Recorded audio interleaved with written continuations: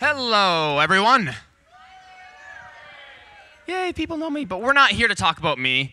We're here to talk about someone who plays the Doctor's greatest enemies, who's played the Doctors himself, and has worked with every Doctor from Dr. Baker the First to Dr. Smith the First. So let's give a round of applause for Nicholas Briggs.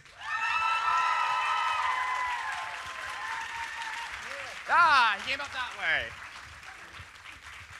Boo. Hello.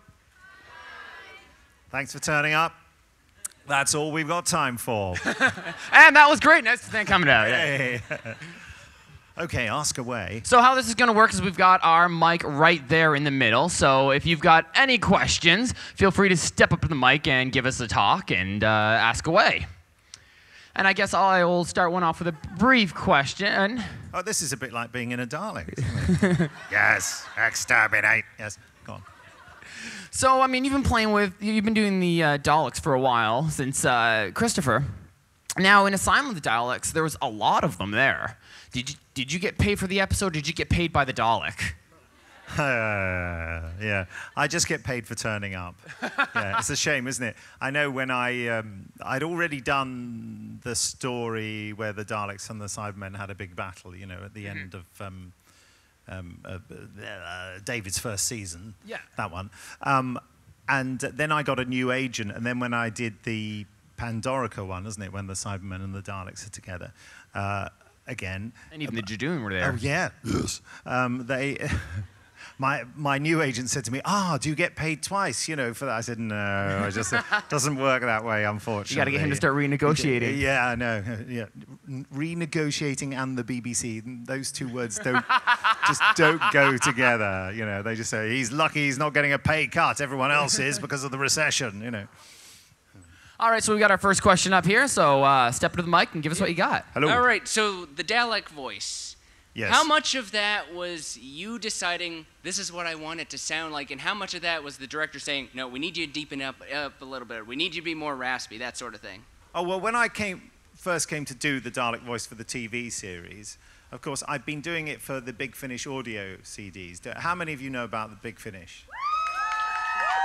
That's not enough, though. Go to bigfinish.com and find out. We've got Doctor Who audio drama with all the Doctors from the 4th Doctor onwards, and we have the Companion Chronicles for the earlier Doctors, where some of the Doctor's great companions tell stories of stuff that happened with them and the Doctor. I can't recommend it highly enough. Anyway, so I started doing the Dalek voices for the Big Finish audio dramas, and of course, I've been watching Doctor Who since the 60s. I'm too young, believe it or not, to have seen it from the very beginning.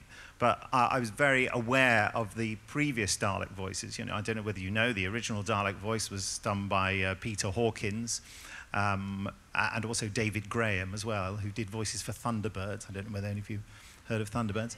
And I love it. They should bring that back. And Peter Hawkins was the go-to voiceover man in those days. So they did great work. And Roy Skelton later on, who was brilliant, and Michael Wisher. I'm just going to name names now. So in a way, I was sort of picking up the torch from them. You know, I already knew that Dalek spoke like that, you know.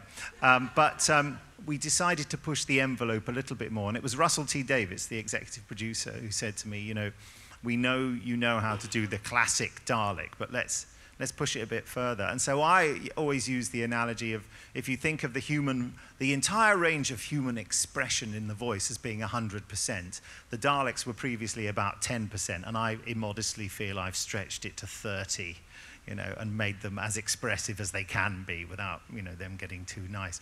But with regard to the delivery, the directors are very much, bless them all, they feel that this is an iconic bit of Doctor Who that we don't really want to interfere with. And so it's really, in the early days, was left to Russell making comments. And I think after Dalek, the first one with Christopher Eccleston, the Dalek one, for the second one, the only thing Russell said was faster and nastier. So I think there was something about that first one. There was a lot of slow speaking. Have you seen that one where yeah. My favourite scene is the one where, you know, where Rose ends up touching the Dalek, and originally, in the original script, there was some bits of her hand left on him. And they said, that's a bit too nasty. But I think that, not to bore you with too much technical nonsense, there was a problem with the way we did that first episode is that I was going to activate the lights on the Dalek's head as I spoke by a sort of a trigger thing. So I was going to speak like that, doing this all day. When we found out that this thing near the ring modulator, which does the effects for the voice, just drove it crazy. So instead of sounding like exterminate, it sounded like exterminate. So it was really quite less scary when they sound like that. Yeah, it was really distressing for me because no one on set was really a Doctor Who fan, and they were going, "Yeah, that sounds great." And I'm like, "What do you mean? It sounds really stupid," you know. So I eventually devised this system while I was in the loo. I don't know why I mentioned that, but it just happens to be true. Where all the best thinking is done. I was having a pee, okay? And I suddenly thought, I know, if I get someone else to hold the transmitter and stand a long, long way away from me, and I point to them as I speak like that, you know, then they could do it. And its influence of transmission was far enough away from the ring modulator. We had a lot of no, closer, no, further, and all that kind of thing. So by necessity, it was a bit slow. So next time round, they sorted out so that the signal from my microphone made the lights flash. I was able to speak a lot faster, because it's quite difficult to speak very fast if you're doing every syllable like that with your arm. I got terrible arm ache. I'll promise to make the other answers a bit shorter. Thank you. Exhausted from doing voiceover work. Hello. Hi. You mentioned earlier the episode with the Daleks fighting the Cybermen. And there's, like, my favorite scene from that is when they're back and forth insulting one another. Yes. And I was wondering, like, how much input, if any, did you have on that scene? Or was that mostly just, like, Russell and the other writers?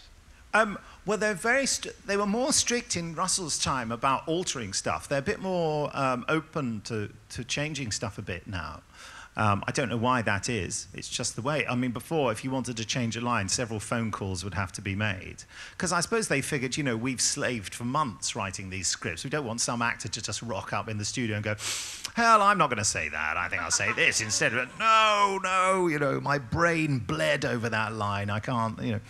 But there was one little bit before the Daleks and Cybermen started slagging each other off, where, and I can't remember how it was originally written, but when the Daleks first arrived out of the void ship, there was a bit of dialogue that to me, and it was all one Dalek speaking, and I said, but surely half that line is one Dalek saying something and the other one responding to him.